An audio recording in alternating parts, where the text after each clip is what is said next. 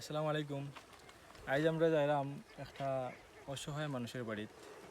এই পরিবারের যে মুরব্বী বেটা তাই প্রতিবন্ধী, তাইনের ফ্যামিলির 10টা মানুষ আছেন, 10জন মানুষ। তারা আসলে আউরের মাঝখান আমরা প্রায় 2 থেকে 3 কিলোমিটার আটতাছি, আইটে যাইলাম তারা নিরাপদ পানির লাগি, যাতে ফ্রেশ পানি খাইতে পারেন, একটা টিউবওয়েল বা ডিপ টিউবওয়েলের একটা ব্যবস্থা করার লাগে আর কি।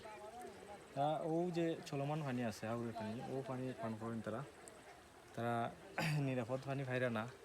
আমরাও কষ্ট করে হইলেও তারা কাছে যাইরাম, ও কারণে তারা নিরাপদ পানিটা পান। আর পানির ওপর নাম জীবন, সবাই জানে। তারা সুন্দর মতো পানির লেগে যাতে তারা কোনো সমস্যা না হয় না। পানিটা কিন্তু অনেক রোগ হয় মানুষের। এই যে আউরের পানি, এটা কিন্তু রোগ জীবাণুর পানিটা। এটা ওই যে হাঁস আছে, আউরে অনেক হাঁসের ডিমে অনেক রোগ জীবাণু হয়। আমরা চাইলাম তারা একটা নিরাপদ পানি দেওয়ার লাগি। আমরা কষ্ট হইলেও তারা কাছে যাইমু। আসসালামু আলাইকুম।